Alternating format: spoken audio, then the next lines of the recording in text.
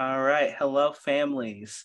As you all are joining, just welcome today, and we're glad that you are here. Um, Today we are going to be you're gonna hear from the office of the Bursar, and so I'm super excited for you all to hear from Aaron. As you know, this has been a part of our Family U Chat series, and so we it's where we meet with campus partners to make sure that you get the information that you need. And so this is the last one scheduled for now, but we are going to have some more scheduled for the fall with the Bursar and with Off Campus Life and a couple other departments. And so we're super excited to continue this series in the fall, but we're going to take a short break and then we're going to be back. And so, again, super excited to continue to bring you all this information in a timely fashion. And so the number one question I get is, where can I find this presentation once we're done? And so this video will be posted tomorrow morning, and you'll be able to watch it on the umass.edu/parents website, on our YouTube, and on our Facebook. So, all right, now I'm going to stop talking and I'm going to turn it over to Erin so that she can talk to you about the Office of the Bursar.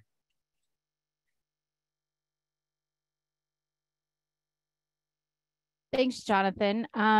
So I believe you can see my screen now, which it says Family U Chat. Is that correct? Yes, but you might want to switch where it says display settings and click swap view. Aha. Is that better? Perfect. Thank you so much. Yeah. I'm so glad that's recorded and now we'll be on Facebook for the rest of my life. So good evening, everyone. My name is Erin Shadle. I'm visiting you from the Bursar's office at UMass Amherst. I have some colleagues on this presentation with me, Barbara and Michael. They're going to be answering your questions should you have any. If you do have questions, please don't raise your hand. You can submit them through the Q&A button at the bottom of your Zoom screen, and hopefully we'll answer most of your questions. So you can hold off if you'd like to and then ask questions as they come up, and we'll be answering them as you ask. So tonight, I'm going to go over some information about the bill due date. So this is for our undergraduate students. If we have any graduate students who are participating this evening, my apologies, but this is mostly geared toward our undergraduate students. Graduate student bills are due in October, so we have a little more time for that. So I'll get started. On tonight's agenda, what we're going to talk about is the bills are due on August 10th, which happens to be tomorrow, but we don't want you to panic. So we'll talk a little bit about what happens if the bill is not paid by tomorrow. We'll also talk about health insurance waivers. A lot of people are waiving their health insurance, but don't yet see it on their bill. There's some confusion about which amounts you're supposed to pay. So we'll go over that and I'll show you some actual screenshots. What to do if you're waiting on a loan, what to do if your 529 payment is on the way, what to do about your U-card, or what about your U-card if you haven't gotten it yet. And can my students still attend? The answer is of course. And then we'll answer a couple other what ifs. So this presentation is based on the phone calls we've been getting in the Bursar's office. So I hope it's relevant to what you have a question on. But again, if you don't, or if you have another question, please ask it. So the bills are due. We do not want you to panic. The bill due date was set to be August 10th, which is tomorrow. Any student who has a bill that's not paid by tomorrow will have a hold added to their account. Now, this hold only prevents adding classes to a student's schedule. If your student has already set their schedule for the fall semester, then this hold has no impact on them whatsoever. Your student will not lose their classes. They will not be dropped from classes. This does not affect their move-in for housing. So it will just prevent them from adding any additional classes to their schedule for fall 2023 until the bill has been paid. When we put the hold on, we're also going to send a reminder email, and this reminder email will go to the student and any authorized payers that they have set up. And this email will just be a reminder that the bill is due. We still have a payment plan available, and it'll include some instructions on what to do if you're waiting for a loan, if you're waiting for a 529 plan payment, and we'll go over that tonight as well. There is no late fee at this time. We do not charge late fees at the beginning of the semester. If the bill is not paid in full, if you still have a balance that you're waiting on a loan for or something to that extent, or if you have additional charges and the bill remains unpaid by October 10th, that's when we assess a late fee. So there is no late fee at this time. The student hold gets removed automatically once the balance has been cleared. And students who do not have the means to pay by the first day of classes should make an appointment with either our financial aid office or the Bursar's office. So we're here to meet with your student in person, virtually, through Zoom or Teams, or by phone. And we're happy to have conversations with students or parents who are finding it difficult to pay by the first day of classes. So that's when things get a little bit serious, is if the balance is still outstanding by the first day of classes. So we definitely want to have that conversation with you and see how we can help out. So there are a lot of changes going on. It's very busy at the university right now. We're preparing for your students to be back on campus. We're very excited about it. So this is a busy time of year for questions, changes to the account, such as a meal plan change, loan applications, and 529 payment requests. And this isn't just here at UMass Amherst, this is across the country. So you may experience a backlog. You may experience a backlog in processing of loan requests or 529 requests. You may experience, and I'm sure you are experiencing, a backlog in reply emails from our office because we only have so many staff members. We're trying to answer the phones and the emails all at the same time. So that's why we're hoping that this may be a helpful presentation to answer some of your questions. You may receive, or we are experiencing, a backlog for health insurance waivers, and we're going to touch on that a little bit more in a minute. You may experience longer wait queues when you call our office, and longer wait times for 529 payments or loan approvals. So because all of this is happening and we have all this lag time, we want to let you know what you can do so that you feel more comfortable. If you have waived your health insurance and the waiver is not posted to the account, you can deduct the cost of the health insurance, which is $1,116, from the balance to be paid. So my understanding is there is a backlog of waivers currently running about 7 to 10 days. So that means that your waiver, if you waive the health insurance, will not be on the account in time for the due date. We don't want you to pay more than you need to for your tuition bills, so we would encourage you to deduct the $1,116 from the balance to be paid and then pay the difference, If you don't see your 529 payment, so you've requested a disbursement from your 529 plan, or you don't see your scholarship or the loan that you applied for on the account, but you know what the amount is, deduct it from the balance to be paid. Once again, we do not want you to overpay your bill by any means. So while all of this activity starts to catch up, if you want to pay the difference and the lesser amount for your tuition, you can go ahead and do that. Please do not send more than one email request for the same information, and do not send that request to more than one email address. What that does is it causes a backlog, and it bogs down our system, and then that will cause even more delay in trying to respond to your questions. And we just ask, please, that you be a little patient with us. We do want your student to be here. Nothing about a due date is to penalize anyone, student, parent, or family. It's just to make you aware of your financial obligations for your students' enrollment here at UMass, and to provide helpful information to try to meet those obligations. So which balance do I pay? So I'm going to actually skip this slide for a moment, and I will log into Spire and QuickPay as we go through this right after this presentation, so that you can see what balance I'm talking about and what balance to be paid. It does cause some confusion. So we'll come back to this. So here's our what ifs. So some parents or families may say, I'm waiting on a loan. I just want to go over what the steps are for a loan process. There's the application. So that's the hard part. You go ahead and fill out the application for a loan. Then a credit check has to be done by the lender. And then you get an approval for your loan, a credit check approval. And that means you've been approved to borrow the money. But the loan company will then send your loan information to the school, to our financial aid office, for certification. What this means, if it's in this status, it means that your lender has contacted our financial aid office to verify that your student is enrolled here, and to verify that you haven't asked for an amount that's excessive. So you haven't asked for a $50,000 loan for a $10,000 bill, for instance. Once we have certified that information, then we accept the loan as estimated aid on the student bill. And that means that we are expecting the money to come to the university. So we credit the student's account ahead of time. So in preparation of receiving that loan money, we will credit the account and reduce the balance to be paid. The reason I put asterisks next to the approval is because if we get close to the first day of classes, we're going to ask to see a loan approval letter if the balance has not yet been paid. Excuse me one moment. So as we get close to September 5th, if you're still having an issue with an unpaid balance, we're going to ask you for a loan approval form showing that you have been credit approved, and we'd be happy to clear the bill based on that. Here's our what if screen. So what if I get denied for a PLUS loan? You can apply with a new cosigner, or the student will be eligible for an additional federal unsubsidized loan. So this is a common question that we're getting. If you were denied for any reason, your student will be notified by email what their options are. We encourage you to contact our financial aid office if you have any questions about that.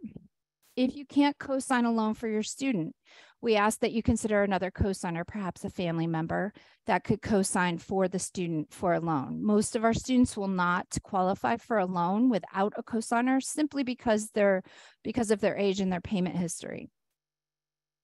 So the other question we get a lot is, I can't pay until later in the semester. We encourage you to enroll in a payment plan, which will allow you to pay smaller monthly amounts rather than the larger in full amount. So we do offer a payment plan, which I will touch on, and I do have a screen about in just a few moments. So the other question, or the other call we get a lot is, my 529 payment is on the way. So if you have initiated a payment with your 529, should be on its way. Please check Spire if you're the student, or Quick Pay if you're the parent, for up-to-date activities on the account. And this is how you will know that we received your payment. We are receiving a very high volume of payments at this time of year, and we're posting them as quickly as possible. If the payment is in our office, you will not get a hold on your account. If the payment comes in after the hold is on, as soon as we post it, the hold will come off the account. So again, this is just a time of year where everything is kind of happening really fast. There's a lot of volume, and we're getting payments posted as quickly as we can. So we ask that you just be patient. If you have any concerns, you can certainly call our office or send us an email. But the best way to know whether or not we received your 529 payment is to review the account. Sorry, I absolutely did not mean to do that. So we'll get to the U-card in just a moment. The other thing I wanted to discuss was estimated aid. So on the student's account or on their bill, you will see a section that says estimated aid. This is financial aid that we expect to be coming on behalf of your student. As we get closer to the start of the semester, that financial aid will actually turn into a payment, and it will actually pay off the balance. But in the meantime, we credit the student's account and we reduce the balance based on the estimated aid that we're expecting your student to receive. So if you see estimated aid on the student account, we would want you to factor that into the balance. This does include your payment plan installments. As I said, we're going to touch on the payment plan in just a moment. But if you sign up for a payment plan, it means you're paying monthly, and that means you have payments already scheduled for the future. We want to make sure that we reduce your balance based on the fact that you have already set that up. So you will see under estimated aid, payments included that you've already scheduled for your payment plan. So we want to credit you as much as we possibly can. So if you see a balance after estimated aid that is still outstanding, it means that you still owe money to the university. Either your financial aid didn't cover the bill or your payment plan didn't cover the bill. So now we'll talk about the U-cards. And I know I'm going quickly over this information, but I do want to leave time for questions. So over 1,700 U-cards were mailed to incoming undergraduate students last week. Most of our undergraduate students will receive their U-card when they attend orientation. If your student did not attend orientation or did not get their U-card, we did mail 1,700 of them last week to the student's permanent address. Only U.S. addresses. We can't mail to a foreign address. The card should be arriving soon, and a confirmation email actually went out yesterday to students who had their U-card mailed. So your student should have gotten an email confirmation that we have put their U-card in the mail, and they should expect to receive it any day now. International students living on campus will get their U-card from the residential life office when they move in and pick up their keys. So because we can't mail it to international addresses, we will have it available for them when they get here. All other students will need to come to the U-card office to get their cards. So if your student does not have a U-card mailed to them or has not uploaded their photo, for instance, your student will need to go to the U-card office. I've listed the open office hours here.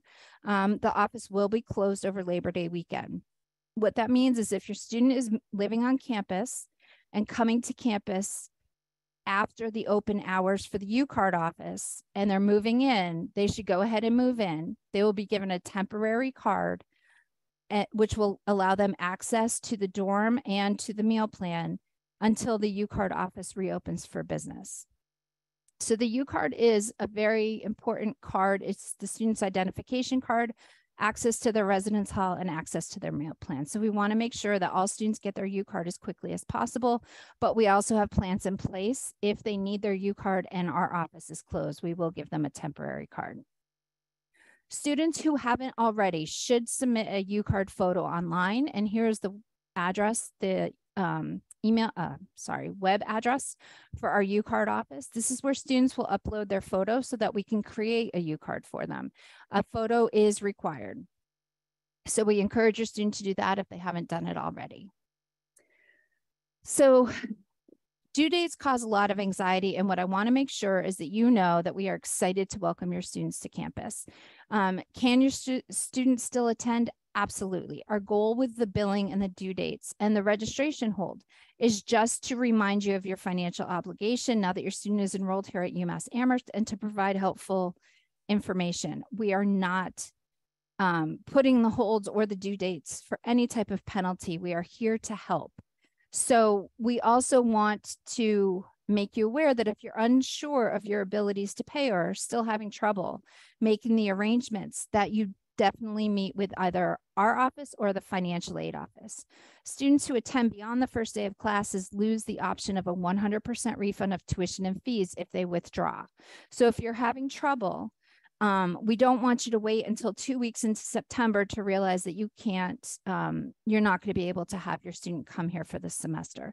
It's very, very rare that students withdraw from the university during the term, but we want to make you aware that after the first day of classes, you lose the option of a 100% refund, and you will be assessed a portion of tuition and fees.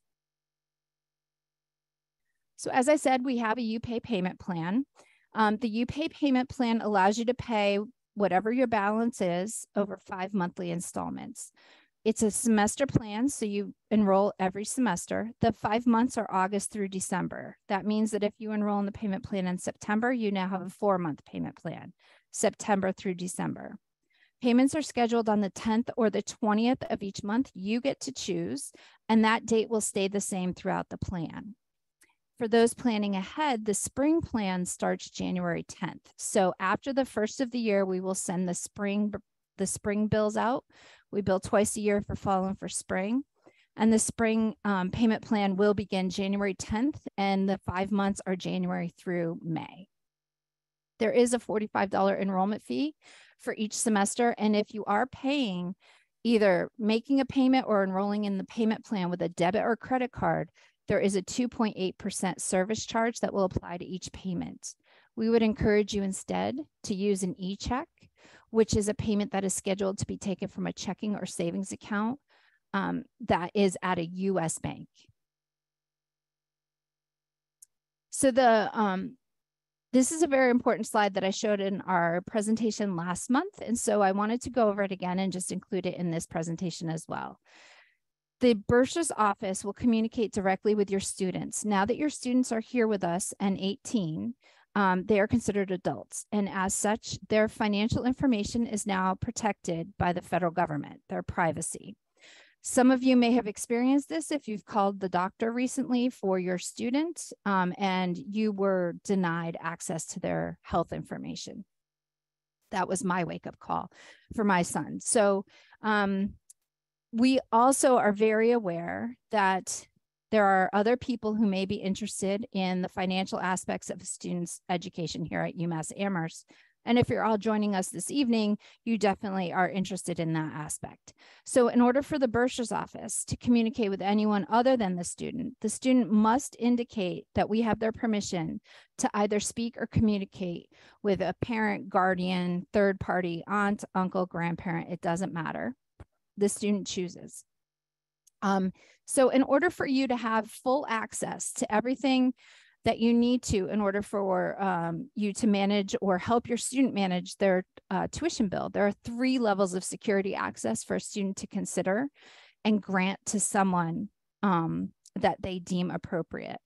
I will go over the 3 levels of access on the next slide, and I would encourage you to screenshot it if you have the capabilities to do so. And as Jonathan said, this presentation will be available on Facebook as well. Regardless of the choice of the access that your student decides to give you, the university can never share grades or other academic information with anyone but the student. So if you are interested in seeing your student's grades, you will have to speak with them directly.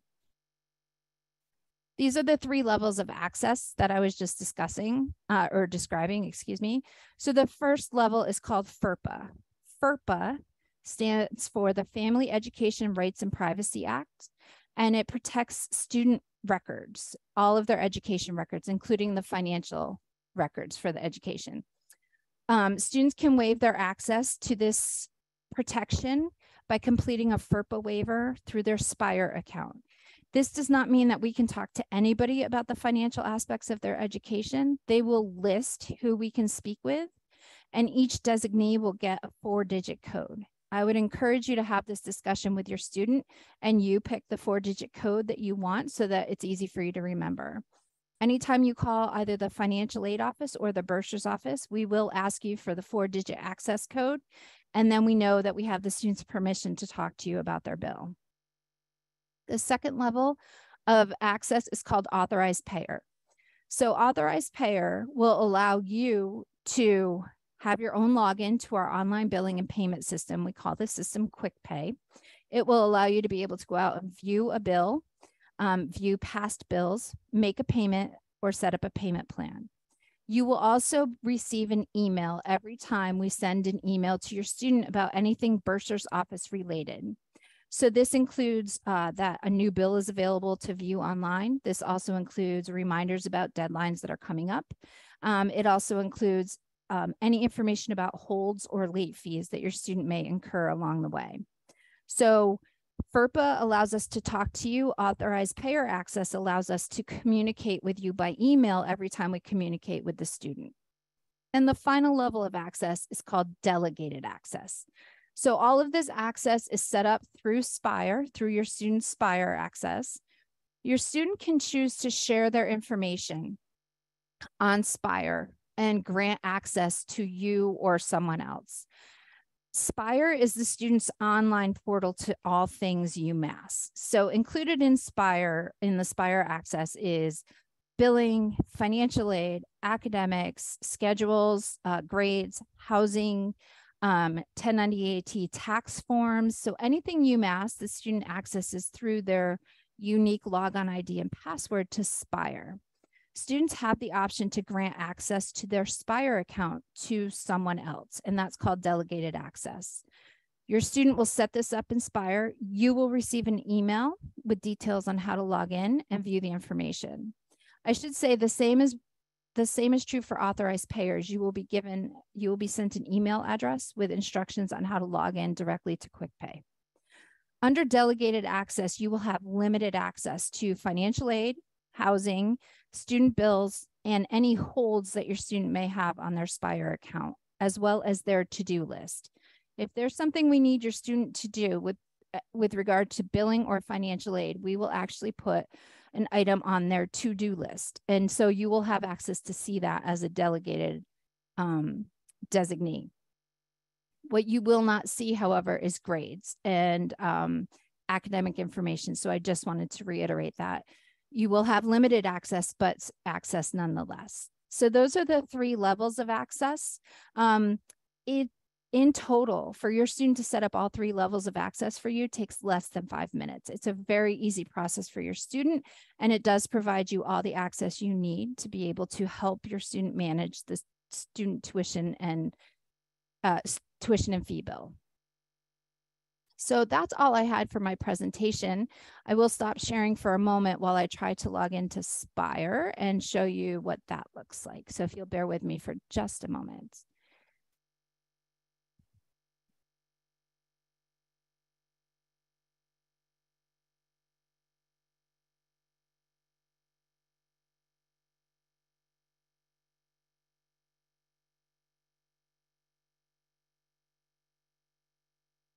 Okay, so I think now you can see what Spire looks like. Is that true, Jonathan? Thank you so much. So this is what Spire looks like for a student. I happen to be logged in as a student. I was a student here. So I'm going to show you what the account looks like. When your student first logs into their Spire account, they will have tiles available for them to look at.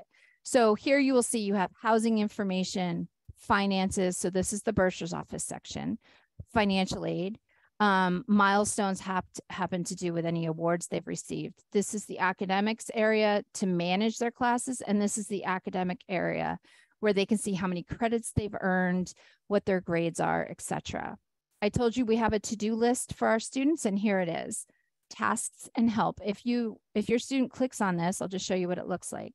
I happen to have a hold on my account, which was put on for testing, just so you all know. But this is where you can see your students' to-do list if they had anything listed here, and you can see if they have a hold on their account. So this is pretty straightforward, probably used to what your students are, probably something that your students are used to seeing, this type of tile access, and it does make it very user-friendly. Under the profile screen, this is where your student will set up access and privacy. So they can do the share my information for you. They can do the FERPA privacy waiver for you. And you'll see that this is my alerts. But if I do a FERPA privacy, this is where I have set up a designee so that Jill Moulton can call the office, the Bursar's office, or the financial aid office and ask questions about my tuition bill. So it's very straightforward. Your student should have no problem finding the information. It is under profile. Under finances is where they will see that they can view and pay their bill.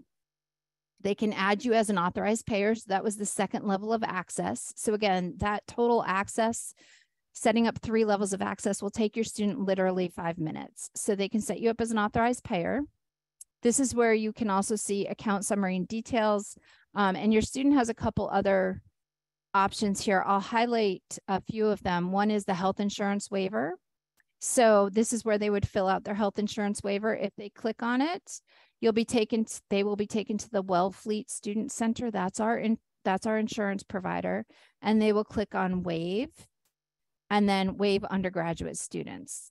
And they will carry on from there. They'll be asked for some information about their health insurance plan. So let me just close this out and go back. And I lost it. There we go. The other thing they can do is waive their MassPerg and childcare. So these are the 3 waivable fees on a student's bill. MassPerg and childcare, it's as easy as just clicking yes. So again, very simple, hopefully for our students to follow and get their adjustments on their bill as quickly as possible. The other thing they can do is they can select or change their meal plan. So all of those links are within the My Finances section on their Spire account. And the other thing I wanted to show you was we have been getting some questions about what balance do I pay? So the current balance on this screen, view and pay bill, the current balance you'll see is the balance that is the cost for attending UMass Amherst. All payments have been applied, but estimated aid has not. You will see a total here. Unfortunately, my bill says 0 on everything because I haven't been enrolled in quite some time, but you'll see a total estimated aid amount here. And this is the balance to be paid. So what we do is we consider your current balance, and we subtract any anticipated or estimated aid that we expect you to receive. Because again, we don't want you to pay more than you need to. So we will always ask you to pay the lesser amount, which here is listed as balance to be paid. If a student wants to look at their bill in Quick Pay, which is where we actually store the bills and you can make an online payment, they will click on that link that I just did, pay bill with Quick Pay. Here you will see the same information: current balance, estimated aid, and balance after estimated aid, which is the amount we want you to pay. Here you can click make a payment.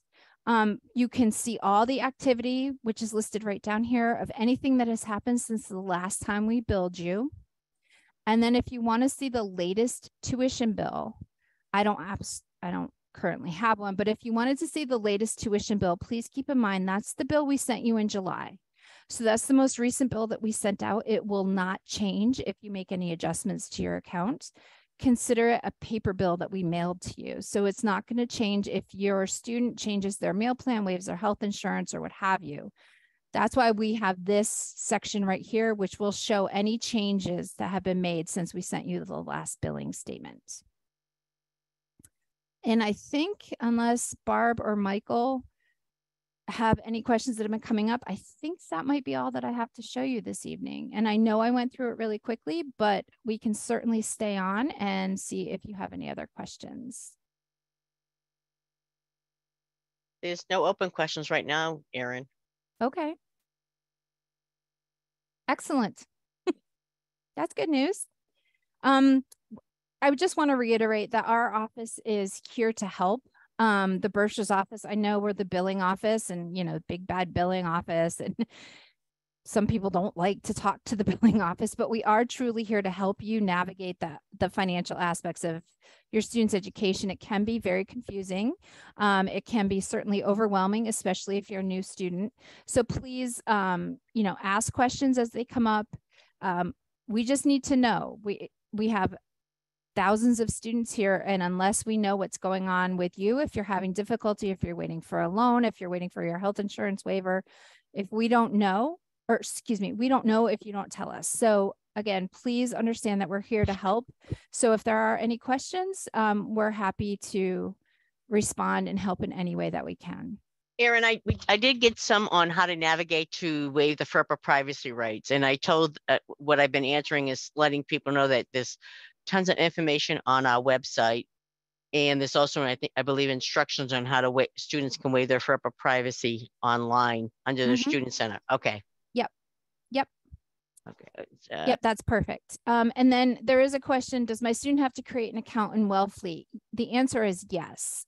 So when your student first goes on to the Wellfleet site, which is our insurance provider, if you're a brand new student, if your student is entering, you will do create accounts. And what that does is it stores the information for next year, including the student email address and other identifying information. The health insurance does need to be waived every fall semester. So the insurance plan is for the year. It goes from August 1st to July 31st. And every fall semester, we will charge the student. And then you can waive it if you're covered under another plan, or your student can waive it if they're covered under another plan. If you waive it this fall, so you waive it now, it will automatically be waived for spring. So the health insurance fee that you see on the bill now is 1/2 of the annual plan. So the other half is billed in the spring, and that will automatically be waived. Be waived for you. If you waive it in the fall, the spring portion will automatically be waived. Just to answer this question out loud, are there more first year orientations? The answer is yes, there's one more first year orientation, and it's on August 18th. And so you can go to umass.edu/new students, and so that your student can register for orientation. So there's another question about the declining the loan. We've been getting this a lot. A lot of students and families want to decline loans, especially the unsubsidized loan, which I consider unfriendly. That's how I remember which one is which.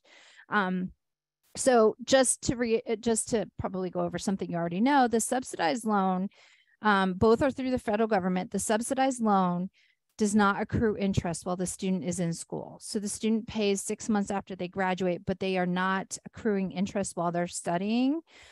The unsubsidized loan, which I remember as unfriendly, does accrue interest from the time that the loan is dispersed to the student. So when they graduate, they don't have to pay now. They can still defer their payments, but their loan will be higher because the interest will have accrued. If a student wants to decline either loan, subsidized or unsubsidized or both, they can do so through their Spire account. So we just looked at Spire. If I still have it up. I do not still have it up. One moment, please.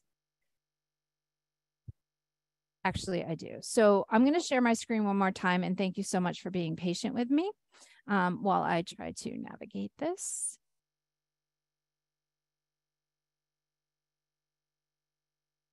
So I'm going to go back to the Student Center just for a moment. So this is where we were earlier, and I clicked on the my finances section. If your student clicks on the financial aid section, on the left-hand menu, the third one down will be reduce or decline award. And this is where your student would decline the loans that they do not want. So it's as easy as that. They go in and decline the award through their Spire account, and then within the next 1 to 2 days, the loan will be taken off of their account. So if you would like to decline it, you can do it that way. Another question, should we submit documentation regarding the COPLIC award? Yes, we do not receive a copy directly because the Department of Education does not know where your student will be attending college. So we would like you to submit a copy of the award letter to our financial aid office. Let me just stop share for a moment. And I can give you that email address. And I'm going to say it slowly so that people who are writing it down can write it down. The email address to send the award letter to for the COPLIC scholarship is F as in Frank, A as in Apple, DOCS. So it's FA Docs at FinAid, FINAID .umass.edu. So that's our financial aid office document website. You can email a copy there, and then our financial aid office will award your student $857 for the fall semester. That COPLIC tuition credit is, the value is $857 each semester. Your student has to maintain the required GPA, which I believe might be 3.2 or 3.4. It is on our website and on the financial aid website. If you send that off to them within the next few days, you'll see the credit on the account. But in the meantime, if you're choosing to pay your bill and you want to deduct the $857 for the COPLIC, you certainly can. That goes for any other tuition credit that you may be submitting or any scholarship that you may be submitting as well.